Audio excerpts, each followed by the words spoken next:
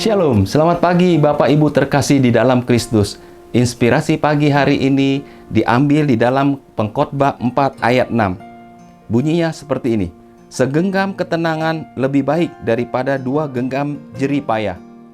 Saudaraku yang terkasih, cerita ini diambil dari sebuah tukang kayu, saudaraku. Seorang tukang kayu mempunyai sebuah arloji yang kesayangannya, saudaraku. Pada saat ia bekerja, saudaraku, sedang memotong atau menggergaji kayunya, saudaraku, arlojinya terlepas, saudaraku, dan dia tidak tahu terlepas di mana, saudaraku. Dengan panik dia mencari di jerami tumpukan sisa-sisa kayu yang bekas digergaji, saudaraku, dan tidak ditemukan, saudaraku. Dan dia mengajak teman-temannya untuk mencari karena itu adalah arloji kesayangannya. Dengan bersusah payah tidak diketemukan.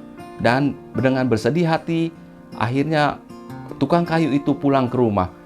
Anak kecil yang sedang memperhatikan pada saat tukang kayu dan teman-temannya mencari, mendekati ke lokasi tempat jatuhnya arloji itu. Dengan mudahnya, anak itu menemukan arloji itu. Keesokan paginya, anak itu menyerahkan arloji itu kepada tukang kayu itu. Dengan senang hati, tukang kayu itu berterima kasih kepada anak kecil itu.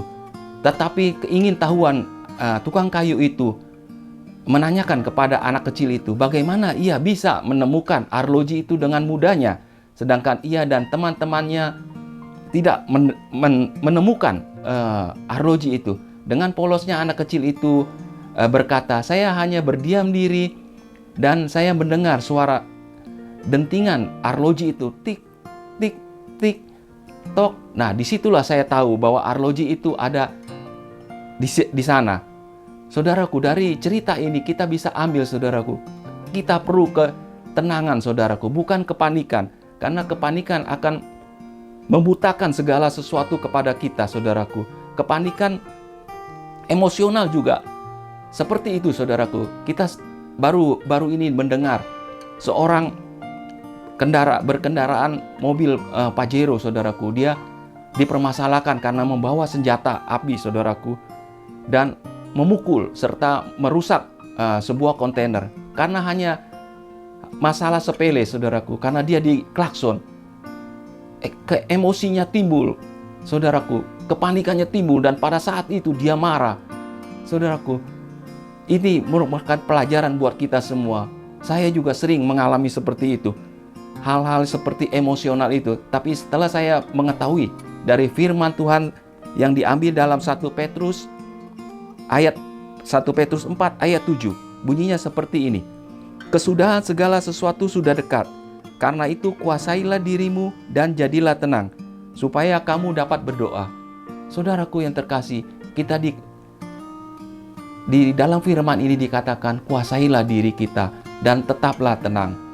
Begitu juga di dalam rumah tangga, saudaraku. Kesaksian saya sering kali, saudaraku, waktu saya belum bertobat atau mungkin setelah saya bertobat juga, tetapi saya tidak mengetahui firman ini. Begitu istri saya bertengkar, saudaraku, saya juga sauti, saudaraku, karena saya emosi pada saat itu. Tetapi setelah itu, sejak saya tahu, saya belajar di dalam sebuah pemuritan dan juga di dalam firman ini, bahwa saya harus menguasai diri dan menenangkan diri.